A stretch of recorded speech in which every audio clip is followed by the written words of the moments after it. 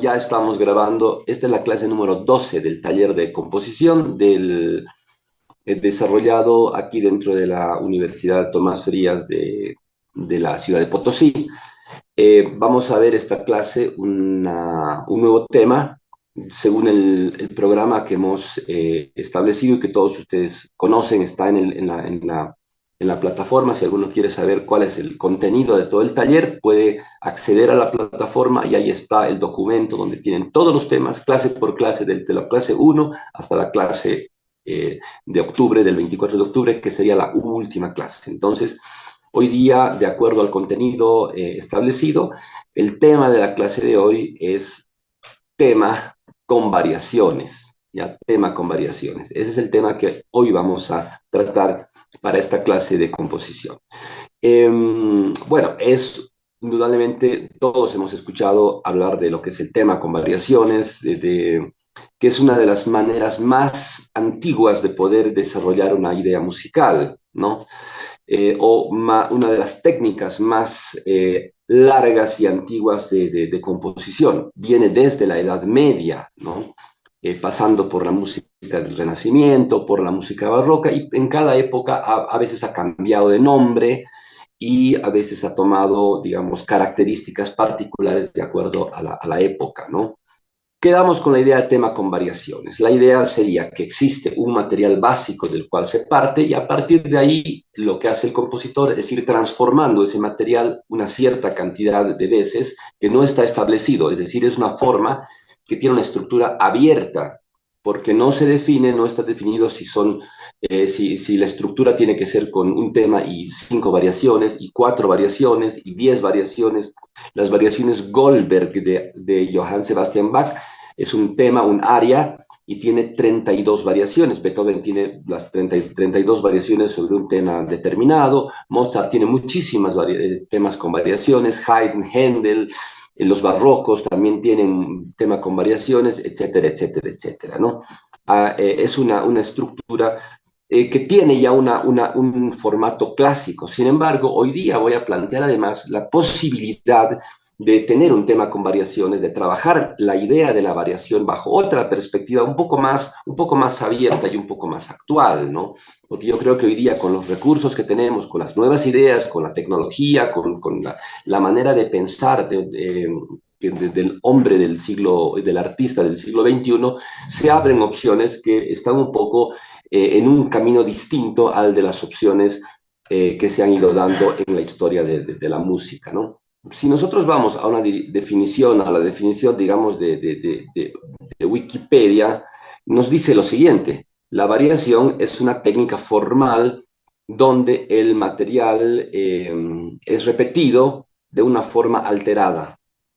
Los cambios pueden involucrar melodía, ritmo, armonía, contrapunto, timbre, orquestación o cualquiera de estas combinaciones, ¿no? Eh, También nos dice, perdón, que es una composición caracterizada por contener un tema que se imita en otros subtemas o variaciones, los cuales guardan el mismo patrón armónico del tema original y cada parte se asocia una con la otra. Difieren entre ellas los patrones melódicos y el tiempo de cada variación. Claro, alguien decía que es contradictorio porque no hay, si en la música tenemos, en la composición tenemos permanencia y cambio, digamos, como dos elementos constantes, eh, bueno, la variación en realidad más que cambio es una permanencia, ¿no? O sea, es casi va en contrasentido con esta idea. ¿Por qué una permanencia? Porque en realidad en cada variación, en cada modificación, en realidad el tema permanece arropado de una manera diferente, pero permanece, ¿no? Cuando la variación implicaría en un sentido absoluto que un cierto material se transforme completamente, o sea, que de un tema a otro sea distinto. Eso implicaría un cambio, ¿no es cierto? La variación, por el nombre, variación, nos sugiere cambio. Sin embargo, en el fondo no hay cambio, es decir, el tema está siempre presente. Lo que hay es una manera distinta de de presentar cada vez ese mismo tema. Vamos a ver entonces, dentro de la variación clásica, qué cosas podemos encontrar, ¿no? Por ejemplo, tipos de variación. Ahora vamos a escuchar enseguida este tema. Puede tratarse de una variación melódica, por ejemplo, dado un tema, este es un tema de Mozart que lo vamos a escuchar enseguida. Puede darse una variación melódica, puede ocurrir también una variación rítmica, puede ocurrir una variación armónica, puede ocurrir una variación en el modo menor, si es que estuviera en el modo mayor, escuchando las variaciones de Mozart, sobre las 12 variaciones sobre el tema A vous direz je maman. Ese es el tema, es una melodía súper conocida, una melodía tradicional de la época de Mozart, y Mozart hace 12 variaciones a partir de ese tema. Entonces, vamos a escuchar esta pieza de Mozart, que no es muy larga, es el tema y 12 variaciones, y después vamos a ir viendo qué es lo que Mozart hace realmente como variaciones.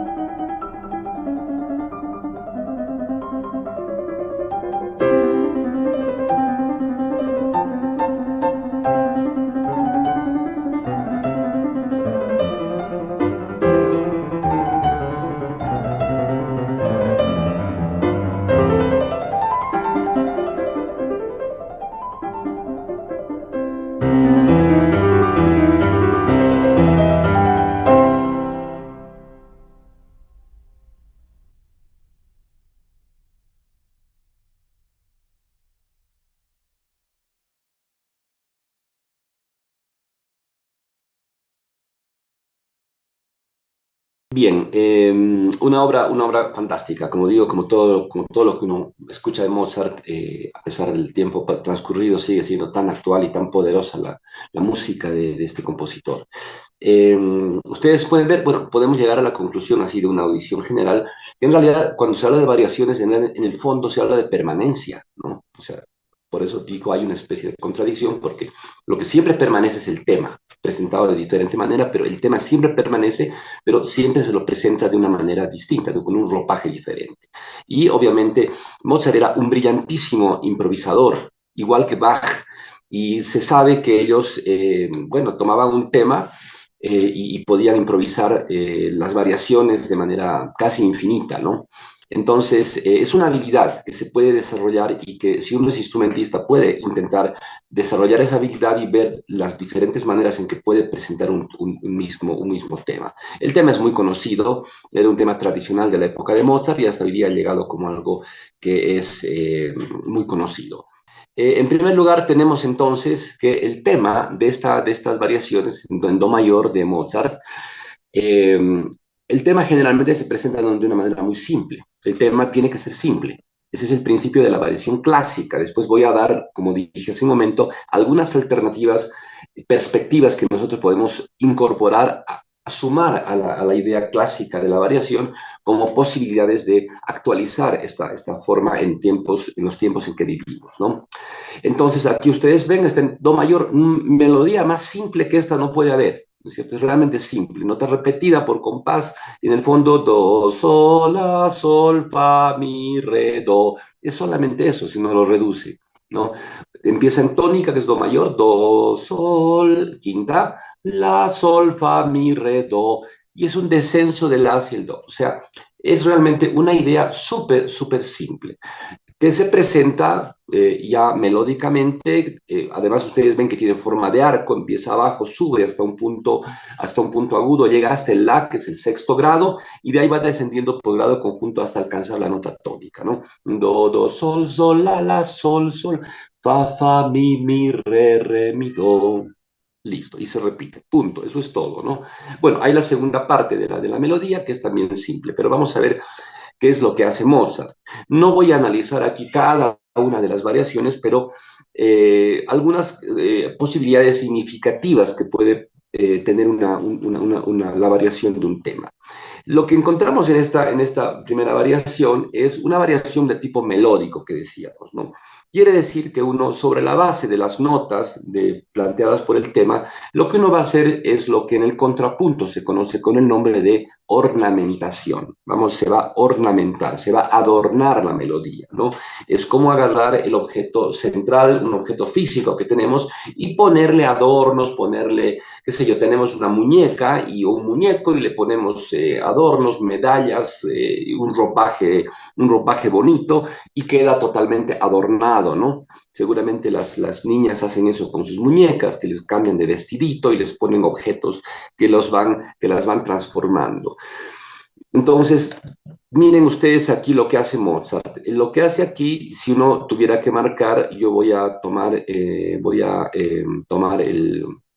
lápiz para poder más o menos dibujar dónde podemos encontrar el tema, ¿no? Observen ustedes aquí, aquí tenemos el do, ¿no? Entonces, el do está repetido 4 veces, pero lo que él está utilizando es la idea de la bordadura, ¿no es cierto? Está haciendo una bordadura. Empieza con una nota, con una apoyatura, que es esta nota, ¿no es cierto? El re es una apoyatura que resuelve en el do. Y el do es la nota real, y después va haciendo bordaduras. Re, do, si, do, si, do, si, do, si, ¿no es cierto? Y luego salta a la siguiente nota, que es el sol. Hace la misma estructura con el sol. El la es una apoyatura que culmina en el sol, y el sol es la nota del segundo compás que está siendo trabajada a partir de una bordadura que es la nota, que es el fa sostenido. Eh, la bordadura, ustedes saben, es un adorno que es separarse de la nota por un semitono hacia abajo o por un grado conjunto, quiero decir, hacia abajo o hacia arriba. Puede ser por grado, por tono o por semitono.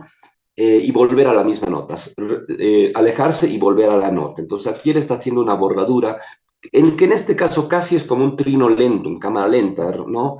Do, si, do, si, do, si, do, si, la, sol, fa, sol, fa, sol, fa, sol, fa, sol. Es como si fuera un trino, pero en cámara lenta. Pero técnicamente es una bordadura. El tercer compás toma también, el tercer compás en el tema principal llega hasta la nota la. Entonces, aquí donde tenemos la nota la, tenemos aquí en la segunda, nunca aparece en la primera posición. Aquí solamente aparece dos veces la nota la e incluso se desplaza la nota la hacia el siguiente compás, ¿no es cierto? Pero ya como una especie también de apoyatura hacia el sol, que es la próxima nota. Entonces aquí hace también un elemento que es todo trabajo ornamental, ¿no es cierto? Aquí hace un cromatismo del sol al sol sostenido, aquí es una apoyatura el sol sostenido, pero a diferencia de las apoyaturas del primero y del segundo compás, esta es una apoyatura ascendente, o sea que va hacia arriba, del sol hacia el la. En el caso del primer compás y del segundo compás, es apoyatura descendente, del re al do y del la al sol. En este caso, sol sostenido la es hacia arriba, por eso es con sol sostenido. Y y bueno, y él trabaja, digamos, con una nota más que es parte de la armonía del segundo acorde, que puede ser una subdominante o que fa la do o un sexto grado la do mi. Hay que ver eso con la armonía que Mozart planteó, pero se aleja un poquito hacia, o sea, asciende hasta la nota re, ¿no es cierto? Hasta la nota re, y de ahí desciende otra vez hasta alcanzar el la, y aquí tenemos en los extremos el la, y resuelve en el siguiente compás en el sol, que es la nota, el sol es la nota principal, digamos, de este tema, y él está empezando a utilizar a partir de ahora ya no la técnica de la bordadura que utiliza en los dos primeros compases, sino más bien está utilizando escalas. Y en medio de la escala es que aparecen las notas que corresponden. Sin embargo, él está respetando también, aunque no vemos en este segmento, él también está respetando la armonía. Si nosotros vemos en la partitura que hemos pasado hace un momento, vemos el contexto de toda la parte del piano, vamos a ver que en estos compases la armonía es la misma armonía que está empleando en el tema original. Entonces él está empleando aquí lo que sería la técnica de utilizar escalas, y en medio de las escalas es que están las notas que se plantean. Aquí, por ejemplo, tenemos el sol que aparece aquí, y en el final, igual que hace rato con el la, ¿no es cierto? Tenemos el sol en los puntos extremos y la escala. Luego continúa, tenemos que llegar al fa, y el fa lo mismo, apoyatura del sol. La técnica es la misma, el sol hace apoyatura al fa, que es la nota, y aparece en el fa en la última figura. Mientras tanto, él aquí emplea la escalita, utiliza la escala para llegar al fa. ¿Por qué toma el re como punto más agudo? Porque está en relación con la armonía que él está utilizando y que tendríamos que constatar con la partitura de piano. Entonces, hemos llegado al fa. Después tenemos el antepenúltimo compás, que es el mi. Hace la misma idea. El mi está aquí con una apoyatura del la. En este caso, la apoyatura se presenta bajo la figura del retardo, ¿no es cierto? El fa es un retardo que se prolonga al tiempo fuerte y después resuelve al mi, y el otro mi está en el extremo. Y mientras tanto, otra vez la escalita descendente, como en los anteriores casos.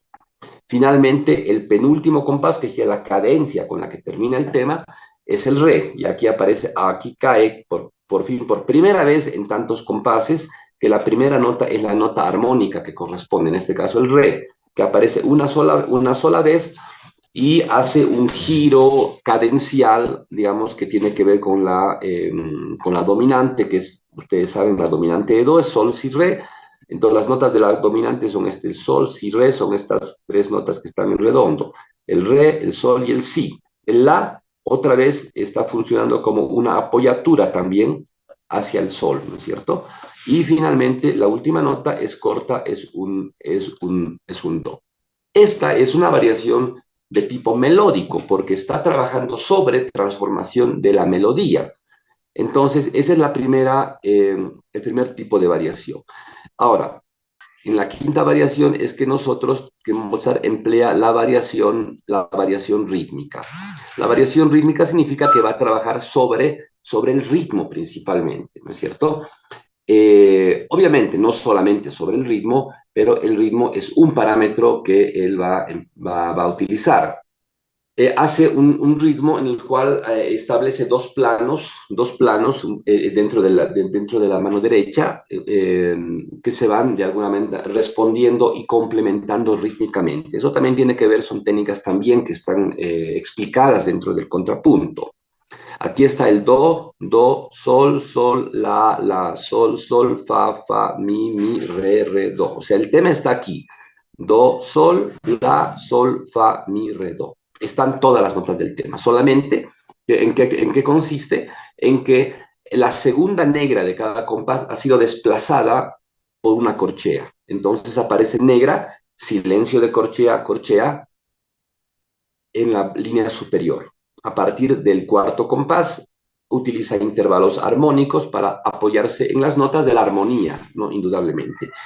Y al abrir este espacio, al separar la segunda negra, al recorrerla hacia una última corchea del compás, le queda un espacio rítmico que lo rellena en un segundo nivel, en una segunda voz, con notas que son de la armonía, ¿no? Do, mi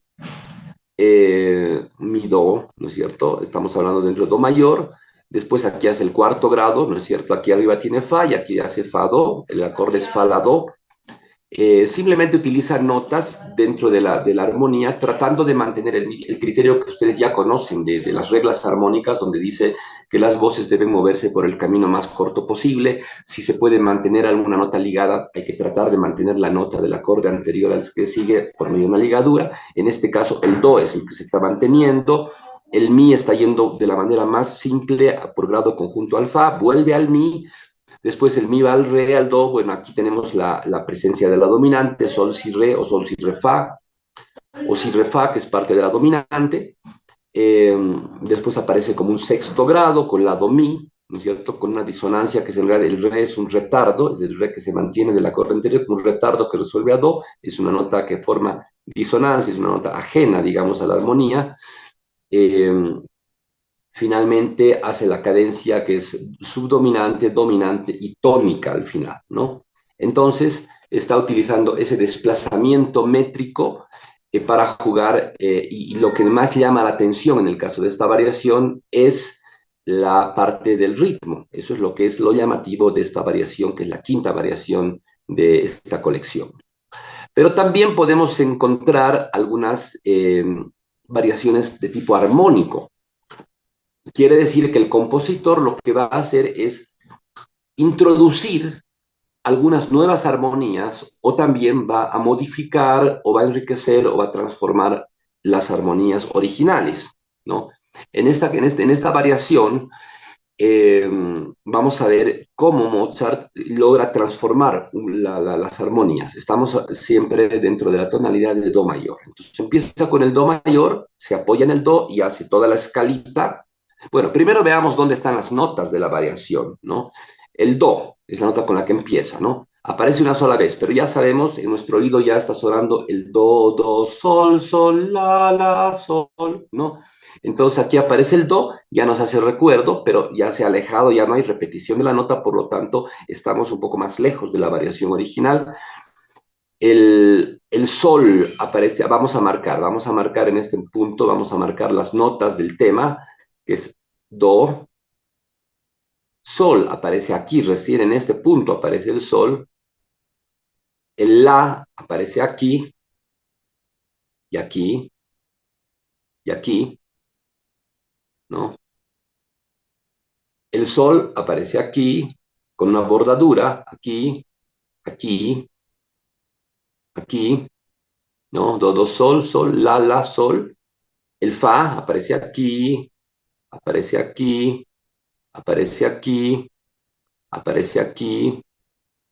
El mi, acuérdense que la bajada es de grado conjunto, escala, el mi aparece, siempre se apoya, o sea, la idea es apoyarse de alguna manera, más o menos, de manera más o menos visible en las notas de la melodía. El re aquí,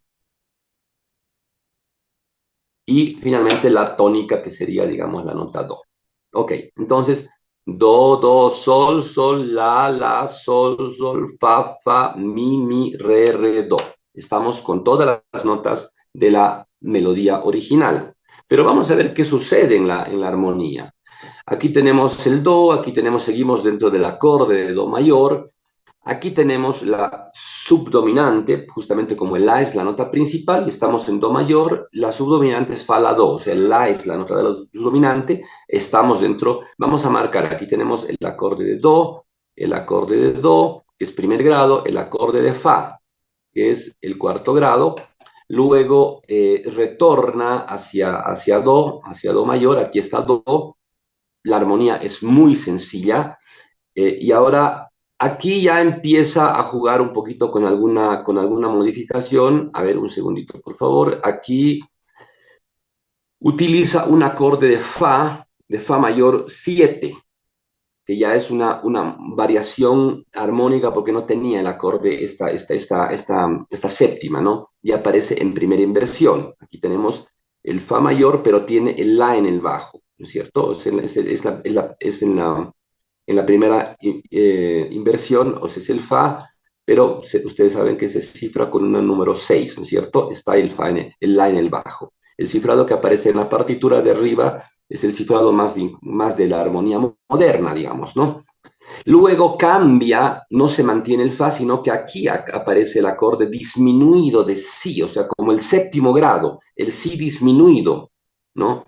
Sabemos que el si disminuido, que el séptimo grado, de alguna manera es el mismo quinto grado, sol, si, re, fa, con séptima, pero sin el sol, o sea, con la fundamental, el sol omitido, está retirado el sol, no se escucha el sol, pero el séptimo grado sabemos que en la armonía tonal cumple la misma función que el quinto grado, pero el acorde es disminuido y nos provoca esa tensión. Entonces aquí tenemos si, re, fa, el acorde de quinto grado, que es un acorde disminuido.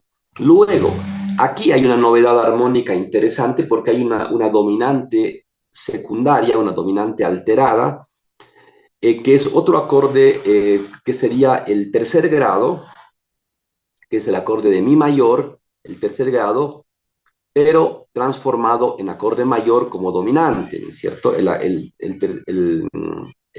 mi como dominante de la, o sea, es el tercer grado, quinto grado del acorde de la menor, entonces es un poquito como desviarse hacia la relativa menor de do mayor, ¿no es cierto? Hace quinto y primer grado de la menor, o en otras palabras, un tercero, en mi lenguaje yo llamo tercero efectivo, tercero dominante, que resuelve en sexto grado, que sería como la tónica, una tónica pasajera, ¿no?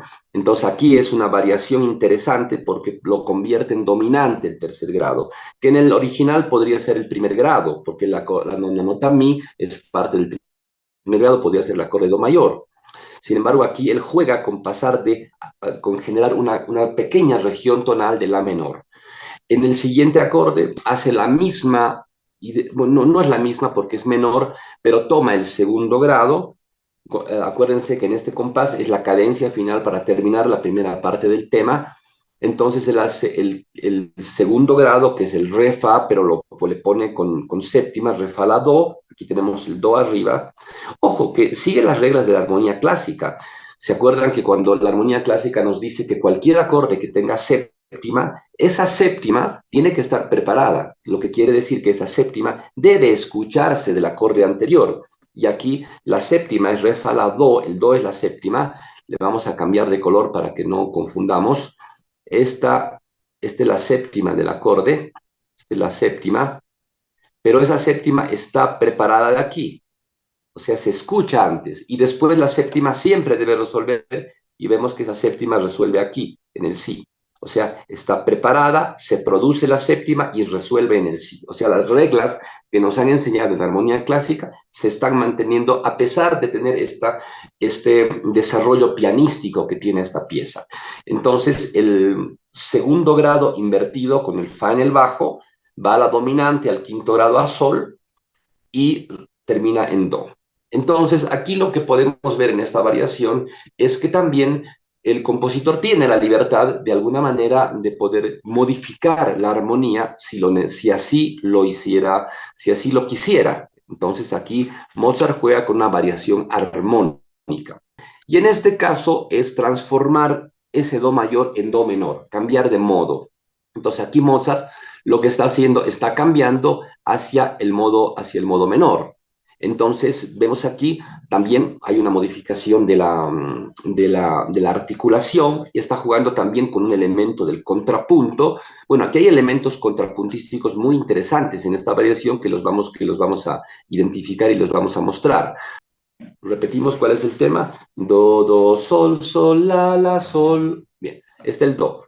Entonces, do, re, mi, fa, sol, pero le ha cambiado también la armadura de clave, ¿no es cierto? Estamos en do menor. Estamos en do menor. Do mayor se ha vuelto do menor. Entonces, do, re, mi, fa, sol, sol. Aquí está el sol.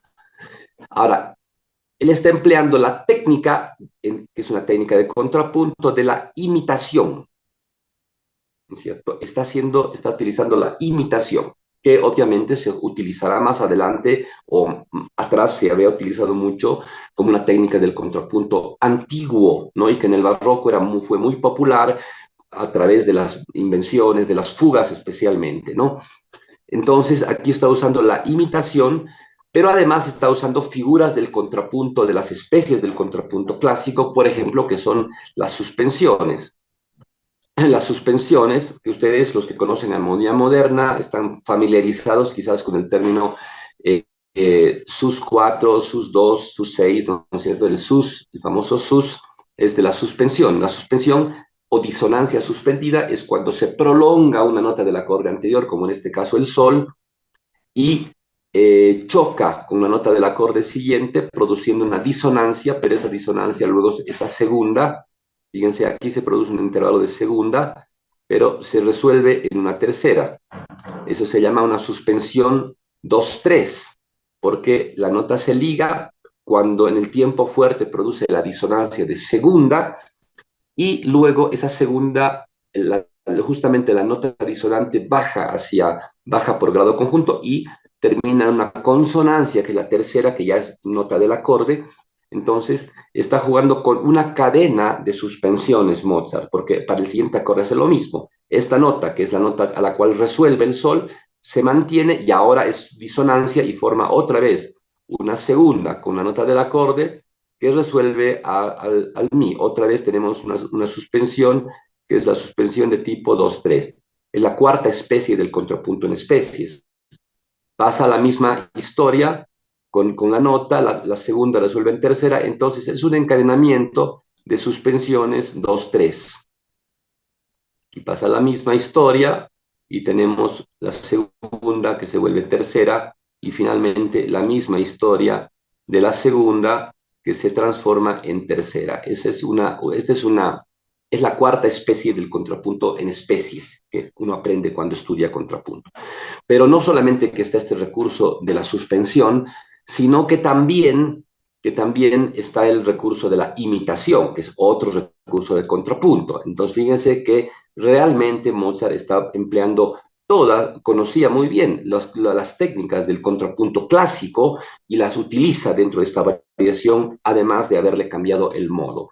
Ahora, aquí hay un contrapunto mientras ocurre todo el conjunto de suspensiones en la mano derecha, y después de esta primera imitación, el resto de lo que ocurre en la mano izquierda es un contrapunto libre que Mozart utiliza, ¿no es cierto?, para acompañar las suspensiones de arriba y conforme a los acordes que se habían planteado dentro del tema. Entonces aquí ustedes vean que además la articulación staccato domina este tema, pero los acordes, las armonías, son las armonías que ha utilizado todo el tiempo, ¿no? Al final ya vemos el segundo grado, re, fa, la, do, dominante, sol y tónica, ¿no es cierto? Aquí es un segundo grado con séptima, es un quinto grado, sol, si, re, y es un primer grado que es do, mi, sol, ¿no es cierto? Entonces es una línea melódica libre que funciona como un contrapunto. O sea, utiliza un recurso propio del contrapunto más clásico, más barroco,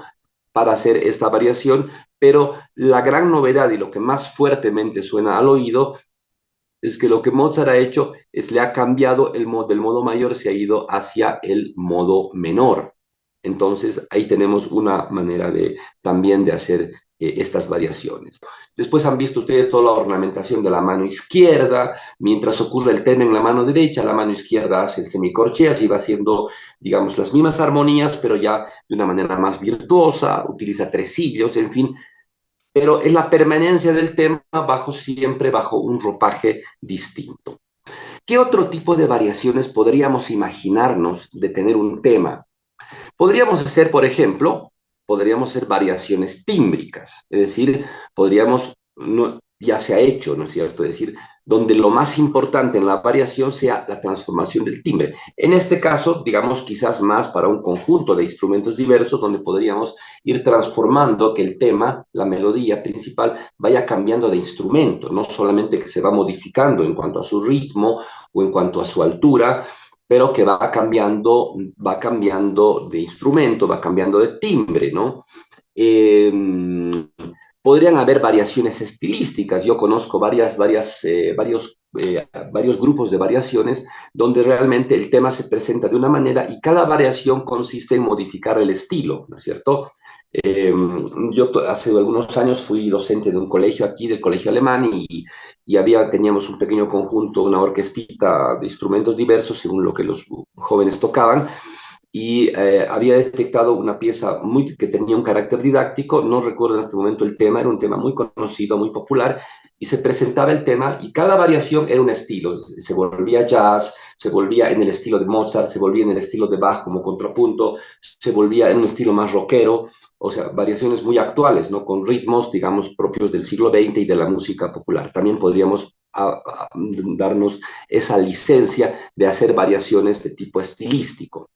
Y luego hay algo que esto no lo van a encontrar en ningún libro, en ningún texto, en ninguna página de internet.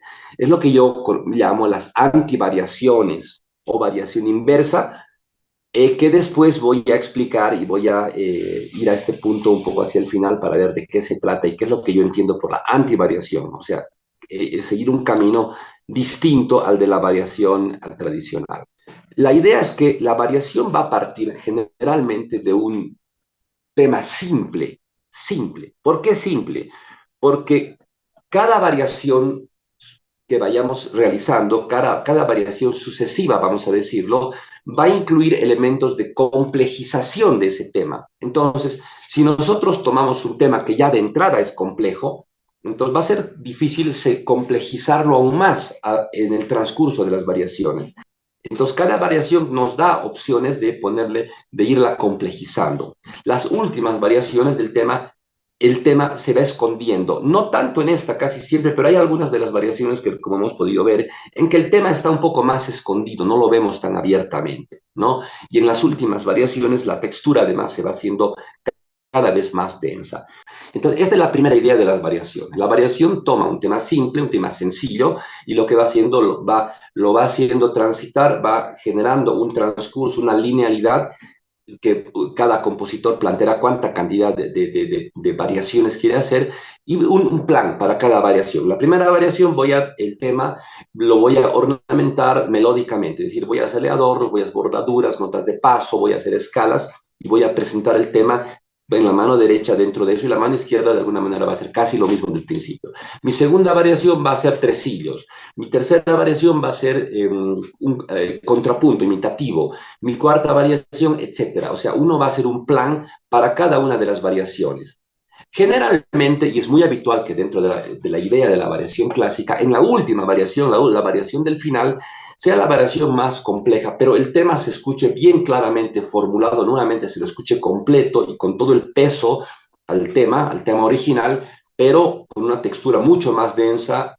Si el tema fue presentado originalmente de manera muy escueta y con una textura muy liviana, la última variación va a volver a aparecer el tema tal cual aparecía al principio, pero con una textura mucho más pesada, más densa y como más majestuoso, digamos, el tema, ¿no? Ese es un transcurso más o menos clásico del tema, cómo va transitando por las diferentes variaciones. Como les digo, En las clases pasadas, cuando veíamos el tema de la utilización de los instrumentos de cuerda, de los violines, etcétera, hemos escuchado los ejemplos de Paganini. ¿Se acuerdan ustedes el capricho número 24?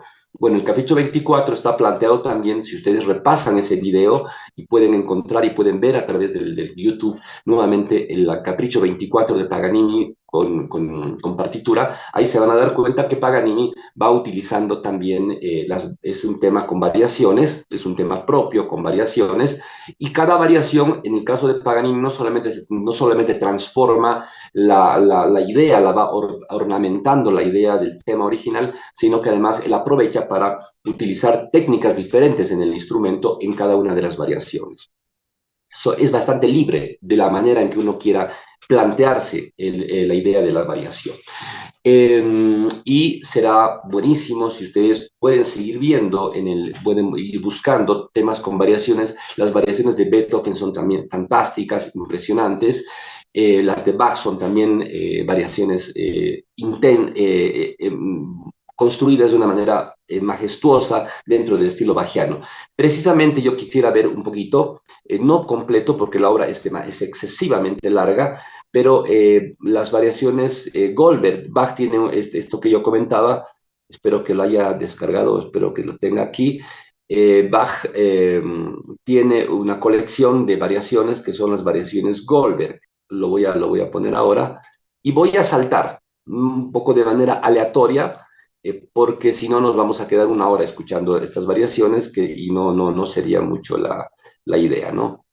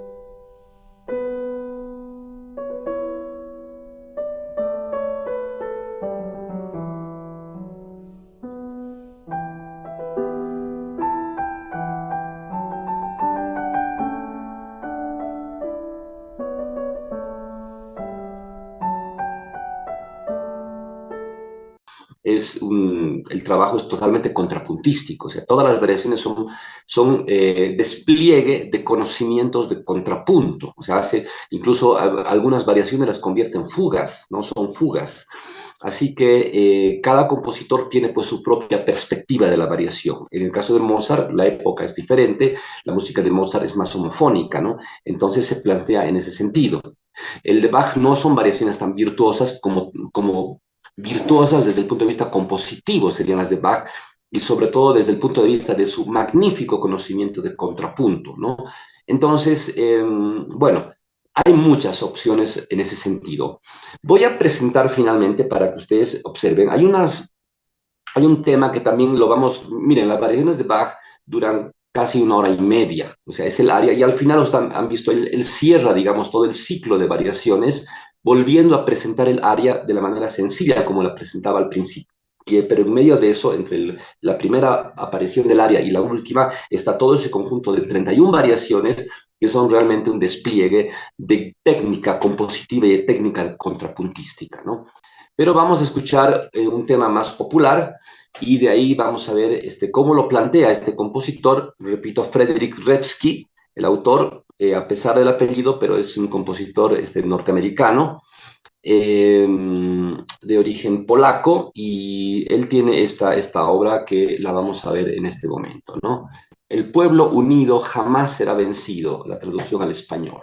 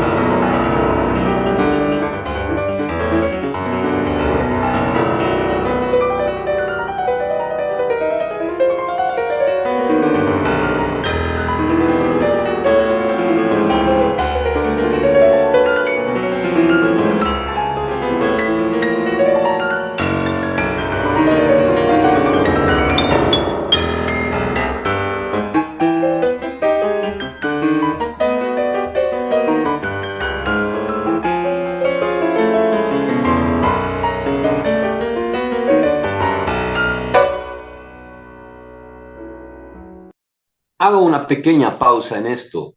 Estamos en la variación 5. Las variaciones en total, esta pieza dura 1 hora, ¿no? De variaciones.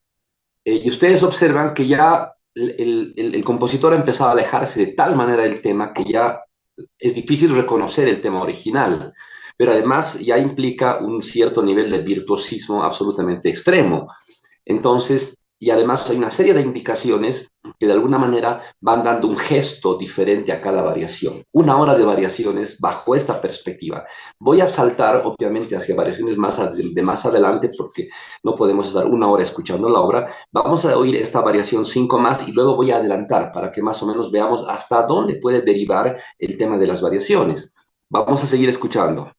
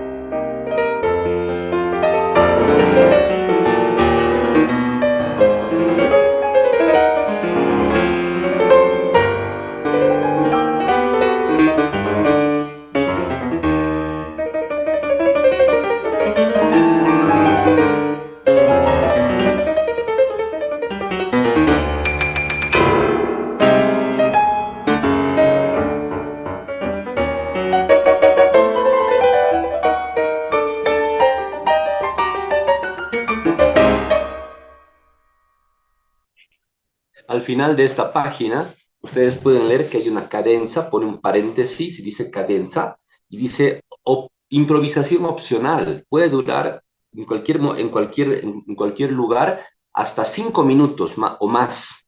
O sea, puedes meter 5 minutos de improvisación opcional dentro de la variación.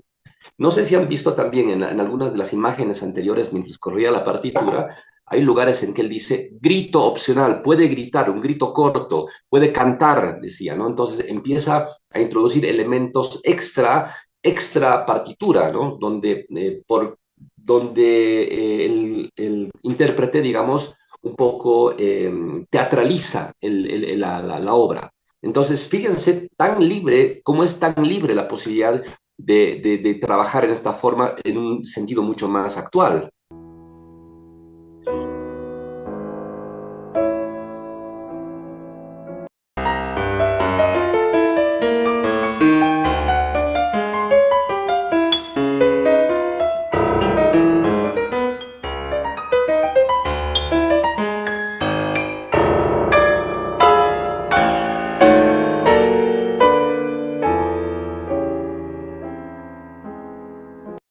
Estamos dentro, esto, fíjense que no ha cambiado la página de la partitura, está improvisando, el intérprete está tocando, está improvisando lo que le parece sobre el tema.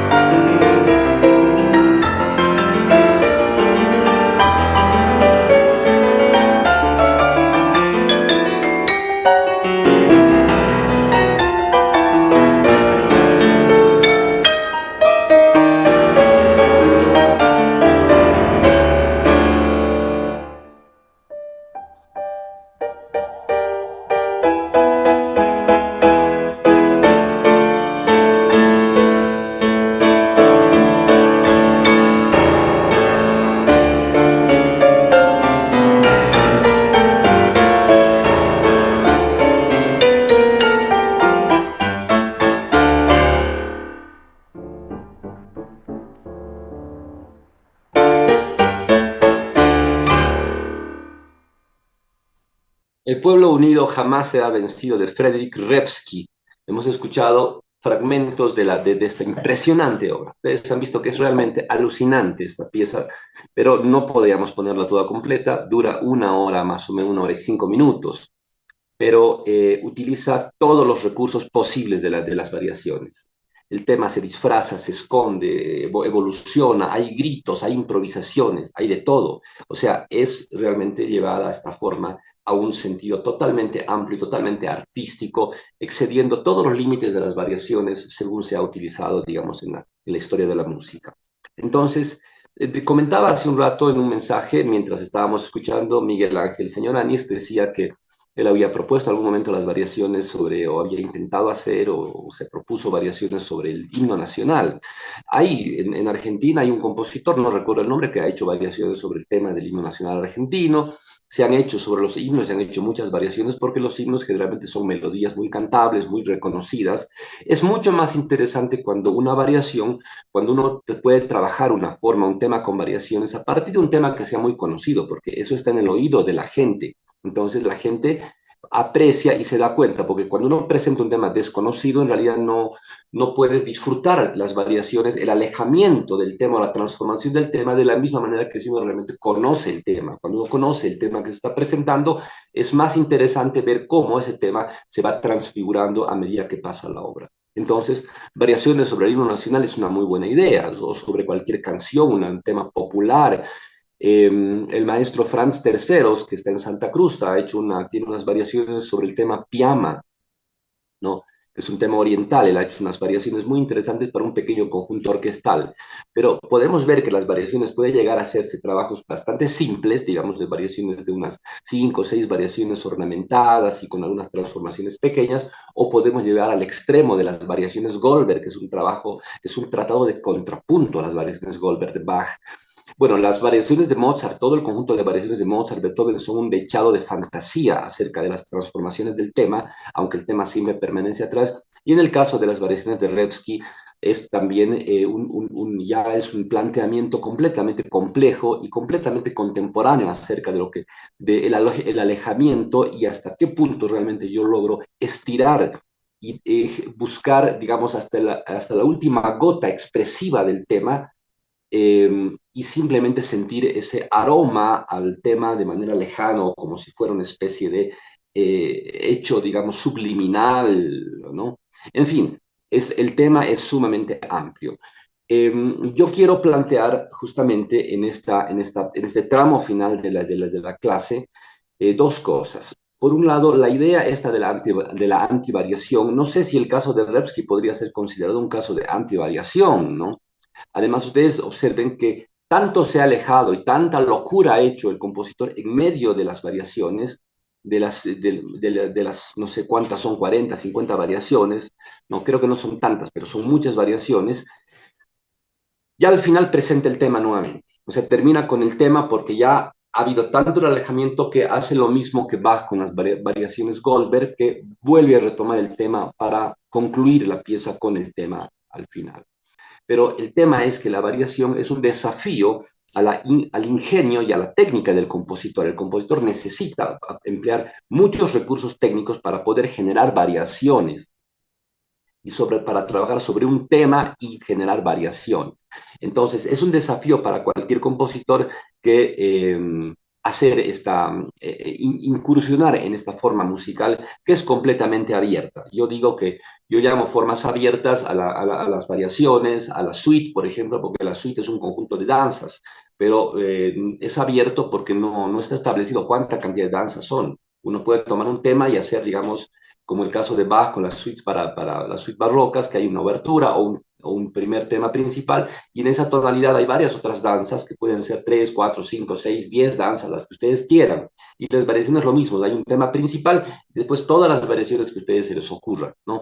Hasta una cantidad infinita. Entonces, pero es una destreza que sería interesante trabajarla, ¿no? Y como les digo, desechar muchas opciones que no van a estar bien. Entonces, ahí está un poco el planteo, este planteo final, de que el trabajo que habíamos dado la vez pasada sobre el trío, digamos, para cuerdas, de repente también puede ser planteado como un tema con variaciones. Ya, si quieren, como alternativa o como opción B del trabajo práctico número 4 es hacer el trío para ya sea violín, viola y violonchelo, o viola, violonchelo y contrabajo, pero plantearlo como tema de variaciones.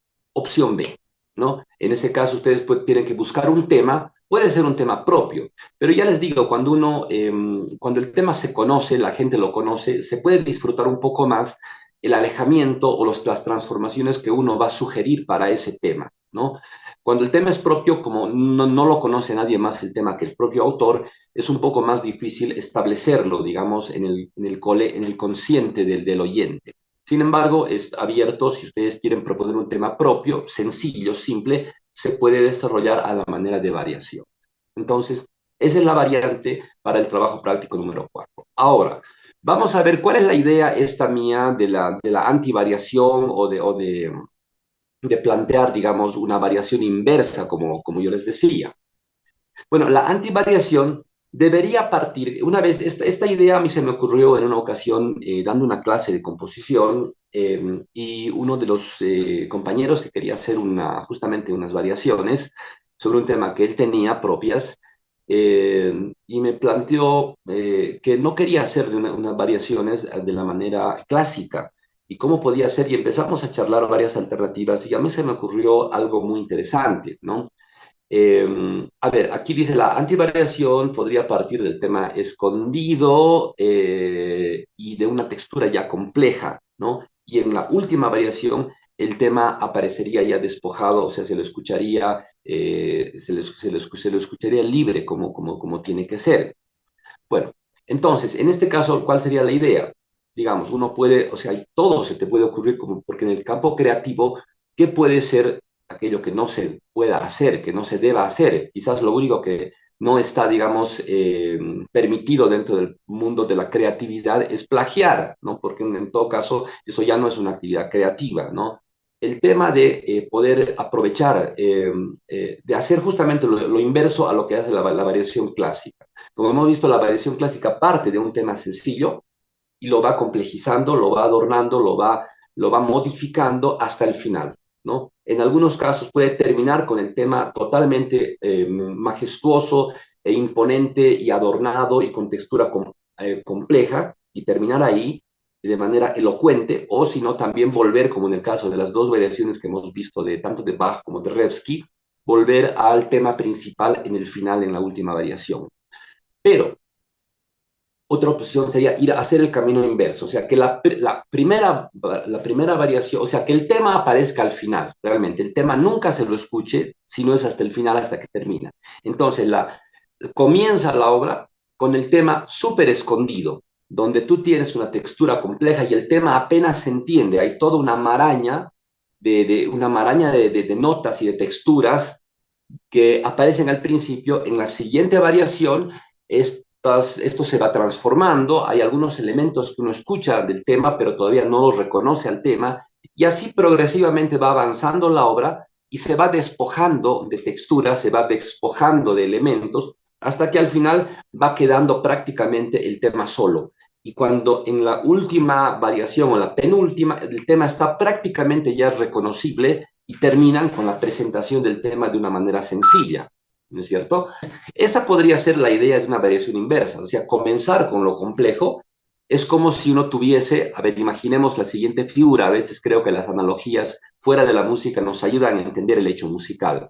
Por ejemplo, que ustedes tienen un objeto, tienen un anillo, un aro, y ustedes le van poniendo una cajita en sí, lo meten en una cajita y esa cajita la envuelven en un papel y la meten en otra cajita y le ponen otro envoltorio y le ponen una bolsita más y otra y lo van envolviendo hasta que al final queda un paquete grande y el anillo está al medio, pero no se lo puede ver.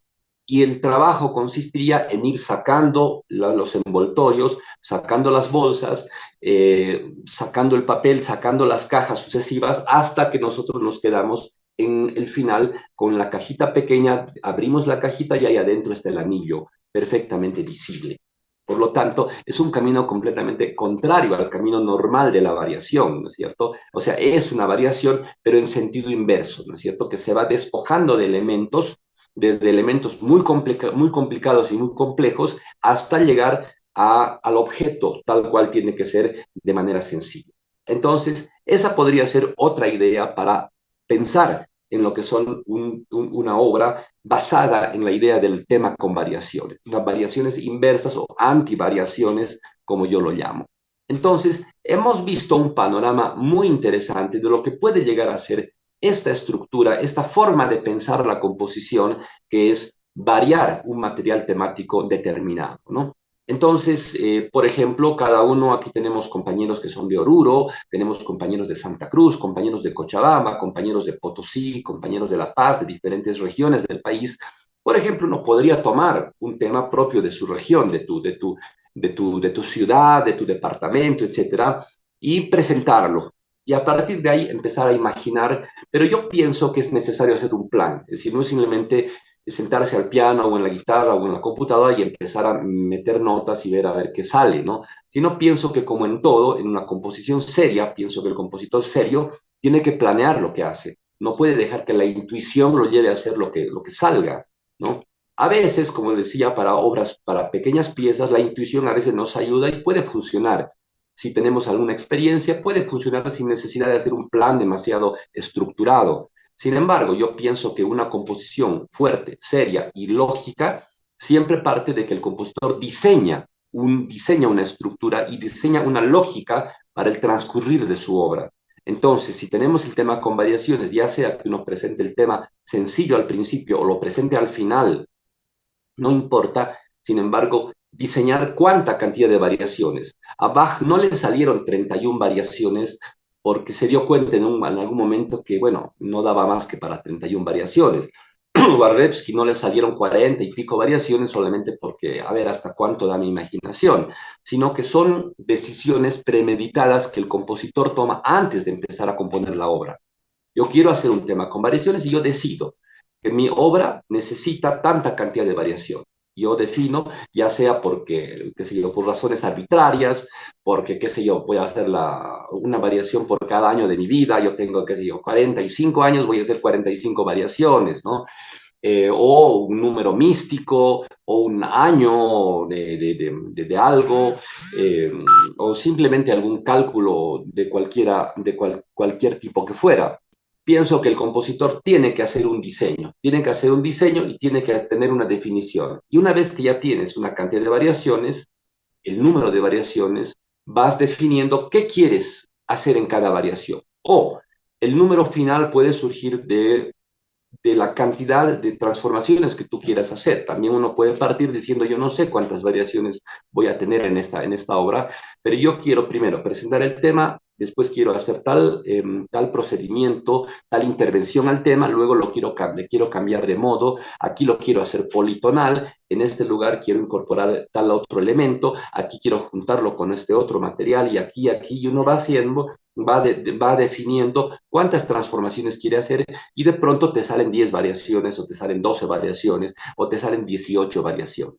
Entonces, hay muchos caminos, pero mi idea es que esta idea, cualquiera fuera tu idea o cualquiera fuera la definición que tú quieras hacer sobre las variaciones, el número de variaciones, tiene que estar premeditadamente planeado, ¿ya? No dejar al arbitrio y a lo que salga, sino debe planearse y debe planearse además qué es lo que uno va a hacer en cada variación. Todas estas grandes obras que plantean variaciones y son obras potentes y obras históricamente importantes, han sido definidas por el compositor antes de la composición, o sea, han definido cómo querían hacer las variaciones y cuántas variaciones iban a hacer, y además han trabajado sobre temas que tenían la potencialidad de ser variados. Yo creo que hay temas, no les puedo decir en este momento, no se me ocurre, pero había visto, hay temas que son un poco más complicados de ser variados, que tienen menos potencialidad. Hay otros temas como este de Mozart, que es tan simple, que justamente por la simpleza que tiene, da la opción de trabajar en una cantidad de variaciones grandísimas. Mozart podía haber hecho muchas más variaciones, ¿no? Pero 12 ya para él consideró que era un número suficiente de variaciones. Entonces, compañeros, ya al término, a tiempo de ya ir cerrando la clase, queda el trabajo número 4. Trabajo práctico número 4 es un trabajo para trío. ¿Por qué trío? ¿Te acuerdas? Porque nosotros hemos visto las clases pasadas técnicamente cómo se debe utilizar los instrumentos de cuerda, las técnicas, golpes de arco en el violín, tipos de ataques, en fin, dobles cuerdas, armónicos, etcétera, una serie de recursos de los instrumentos de cuerda y por lo tanto es mi intención de que apliquen esos recursos a una obra musical. Puede ser una obra en dos partes, A, B, como habíamos dicho, con dos partes contrastantes. Pero ahora, después de ver este tema, que es el tema con variaciones, podría también plantearse la opción de que ese trabajo práctico como alternativa puede hacer un tema con variaciones. O si alguno quiere y realmente tiene tiempo y tiene la intención de hacerlo y quiere practicar mucho más, puede hacer los dos trabajos, puede hacer una pequeña obra de un pequeño AB con cuerdas y además un siguiente trabajo de hacer un tema con variaciones o el mismo tema del primer trabajo transformarlo en variaciones, ¿no? Hay muchas opciones.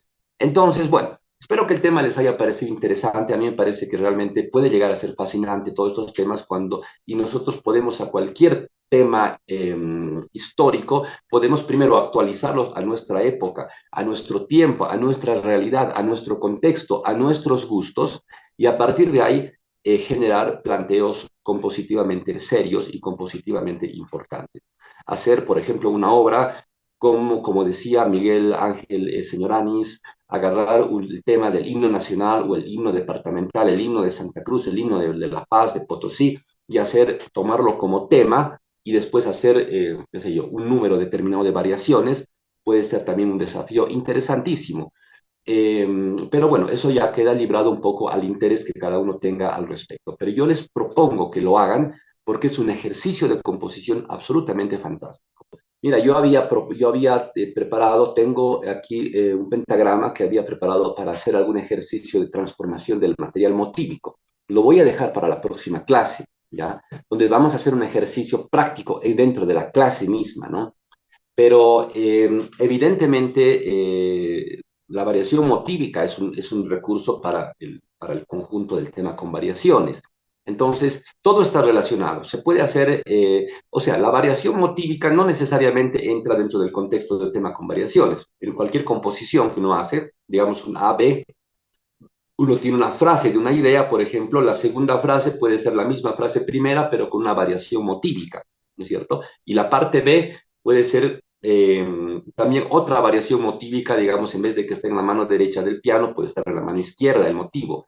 O sea, la variación motívica es otro recurso muy importante y muy utilizado dentro de la composición, pero que no necesariamente tiene que ser parte de un tema con variaciones, puede ser dentro de una composición normal que no tenga tema con variaciones, pero el tratamiento de variación y de modificación de un motivo original es una técnica que tiene que aprender a desarrollar dentro de la composición. La próxima clase vamos a hacer ejemplos de variación motívica, así en vivo. Vamos a ver un pentagrama dentro del programa y ahí vamos a empezar a proponer una idea de un motivo y de cuántas transformaciones se podría llegar a hacer. Pero entra perfectamente lo que tú dices. Estas obras yo les recomiendo que las escuchen, hay muchísimas obras, es decir, he elegido tres de millones que existen, ¿no? Pero esta me parece, esta, sobre todo esta de Revsky, del pueblo unido jamás será vencido, es un ejemplo realmente extraordinario de tema con variaciones, ¿no? Así que, bueno, queda todo eso librado a nuestra imaginación, a nuestra gana de hacer. Y sobre todo, les repito, yo tengo mucha preocupación porque dentro de la plataforma veo una cantidad muy pequeña de trabajos entregados de los que yo he dado. Muy pocos se han entregado trabajo. Pero bueno, por ejemplo, podríamos comenzar el trabajo con que cada uno para la próxima clase proponga, nos comente qué tema les gustaría trabajar como variaciones, a ver qué proponga, o que nos muestre de alguna manera, podríamos hacer una próxima clase mucho más práctica, que en la clase misma vaya dos, tres o cuatro compañeros que veamos al menos su tema y al menos alguna variación que se le ha ocurrido hacer y podamos comentar e intercambiar ideas acerca de algo que uno ya está probando de hacer.